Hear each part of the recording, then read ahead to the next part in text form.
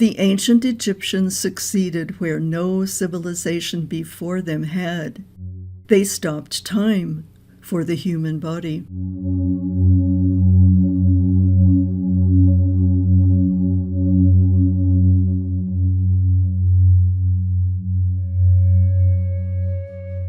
Introduction: The Quest for Eternity.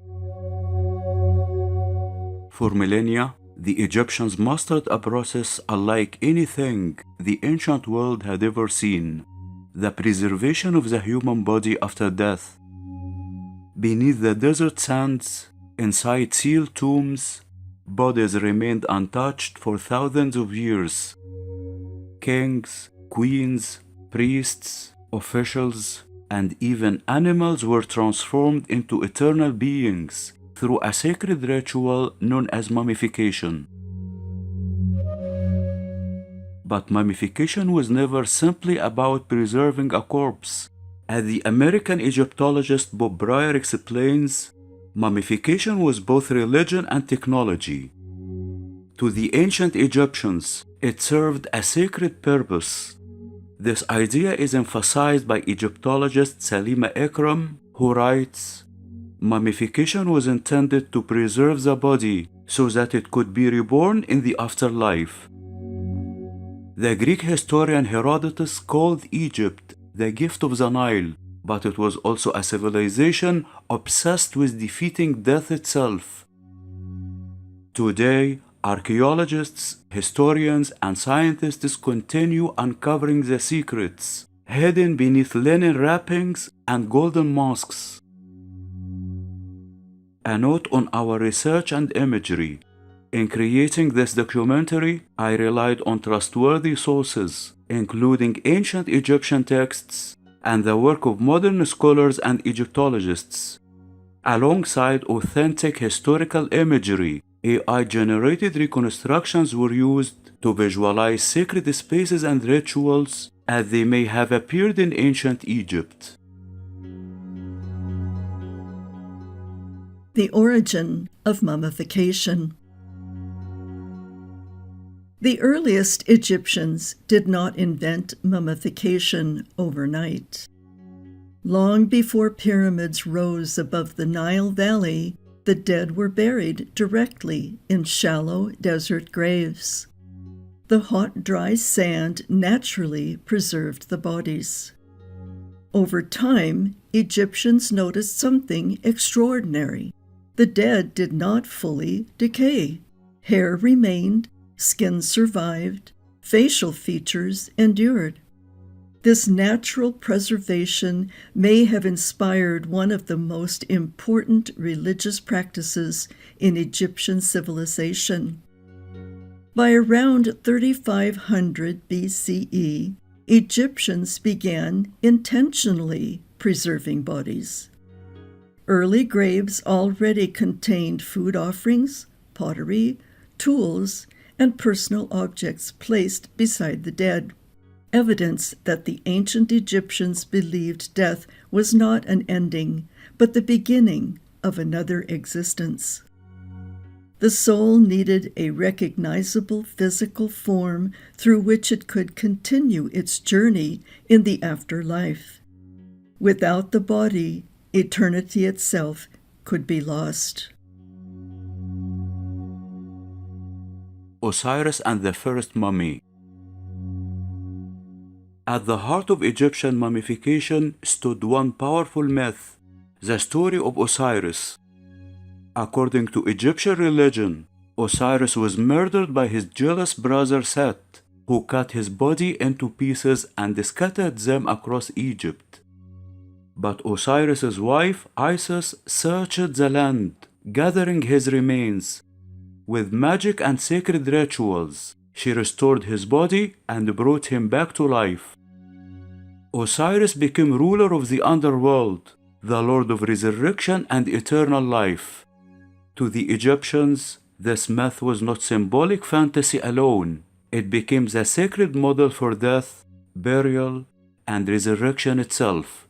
As the German Egyptologist Erich Hornung explained, the dead person was identified with Osiris and thereby gained a new life.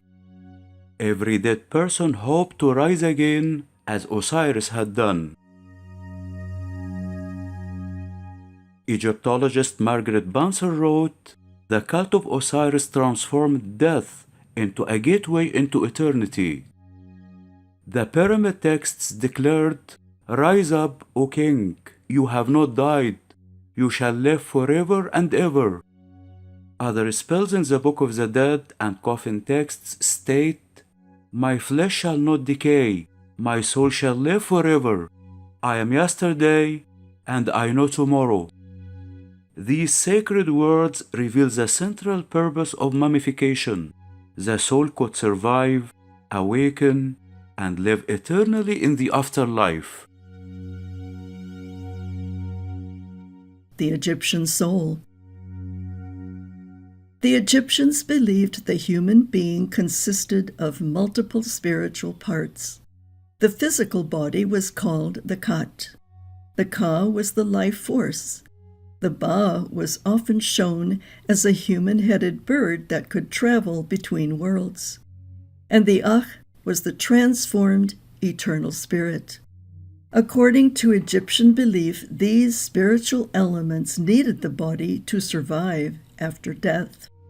If the body was destroyed, the soul could become lost forever.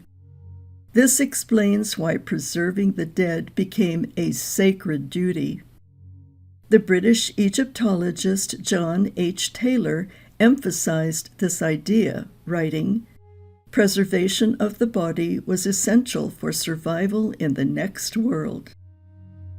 On the other hand, the tomb itself became a machine for eternity. Walls were covered with spells from the Book of the Dead. Food, furniture, jewelry, and magical amulets were placed beside the mummy. The dead were not considered gone. They were beginning a new existence. The mummification process. The embalmers of ancient Egypt were not ordinary workers. They were sacred specialists. Many wore masks of Anubis, the divine protector of the dead. Greek historian Herodotus gave one of the earliest surviving descriptions of the embalming process. He described different levels of mummification based on wealth. The finest method was expensive and highly detailed. Poorer Egyptians received simpler burials, yet all hoped for eternal life. Herodotus wrote, "They take first a crooked piece of iron, and with it drew out the brain through the nostrils. The body is placed in natron for 70 days. Natron was a naturally occurring mineral salt found in Egypt, particularly in the region of Wadi al-Natron, northwest of Cairo. From a scientific perspective, natron was one of the most important elements in the mummification process. It absorbed moisture from the body, dehydrating the tissues and preventing decomposition. Without moisture, bacteria and microorganisms could not survive. As a result, the body could remain preserved not merely for years or centuries, but for millennia. The full mummification process took around 70 days. It began with purification. The body was washed using Nile water and palm wine. Then came the most delicate stage. The brain was removed through the nose using a hooked instrument. The internal organs were removed through an incision in the abdomen. The liver, lungs, stomach, and intestines were carefully removed and preserved separately inside canopic jars, sacred containers used by the ancient Egyptians to store and protect the internal organs during mummification.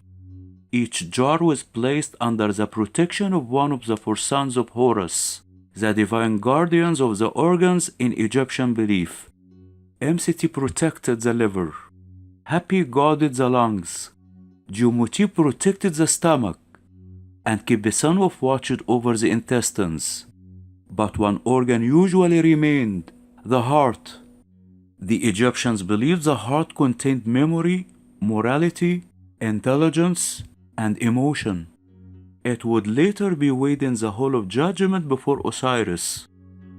The body was then packed and covered in natron salt for approximately 40 days to remove moisture completely. After drying, the corpse was treated with oils, perfumes, resin, and sacred substances. Finally, the wrapping began. Hundreds of meters of linen were carefully wrapped around the body. Amulets were inserted between the layers for magical protection. One spell from the Book of the Dead declared, "My body is eternal." Another reads, "I shall not perish." The wrapping itself became a sacred ritual. The mummy was transformed into a divine being. The opening of the mouth ceremony. Once the mummy was complete, one final ritual remained, the opening of the mouth ceremony. A priest touched the mummy's eyes, ears, nose, and mouth with sacred instruments.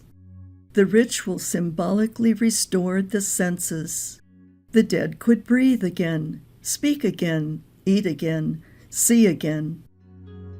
The ceremony echoed the resurrection of Osiris himself. The American Egyptologist James Henry Breasted wrote, "The dominant belief of Egyptian religion was the continuation of life after death. To the Egyptians, death was not annihilation, it was transformation." Mummies of kings and commoners. Not all mummies were equal. Kings received the most elaborate burials in history. Golden coffins, massive tombs, sacred texts painted across the walls.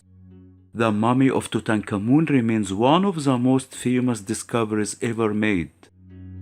Yet, mummification was not reserved only for kings. Officials, priests, craftsmen, and even ordinary citizens sought preservation according to their means. Animals were also mummified. Cats, dogs, baboons, falcons, even crocodiles. Many were sacred offerings connected to Egyptian gods. Recent research by Egyptologists such as Salima Ikram has shown that animal mummification formed a major religious industry in ancient Egypt. Modern science and the secrets of mummies. Today, modern science is uncovering secrets hidden for thousands of years. CT scans can reveal diseases, injuries, and even allow scientists to reconstruct the faces of ancient Egyptians. DNA analysis helps identify royal families. Scientists have discovered evidence of arthritis, heart disease, dental infections, and ancient surgeries. In recent years, scholars have also re-examined the true purpose of mummification. Some researchers argue that preservation alone was not the ultimate goal. Instead, the mummy itself became a divine image, transforming the deceased into an eternal being associated with Osiris. Ancient Egyptian embalming manuals continue to emerge. One recently discovered papyrus may contain the oldest surviving instructions for mummification ever found. Even after centuries of study, Egypt still guards many secrets. Conclusion. The ancient Egyptians did not see death as an ending. To them, death was a doorway. Mummification was not merely science, not merely religion, but a bridge between worlds. Through ritual, prayer, preservation, and sacred knowledge, the Egyptians believed they could overcome destruction itself. And in many ways, they succeeded. Thousands of years later, their faces still remain. Their names are still spoken. Their civilization still fascinates the world.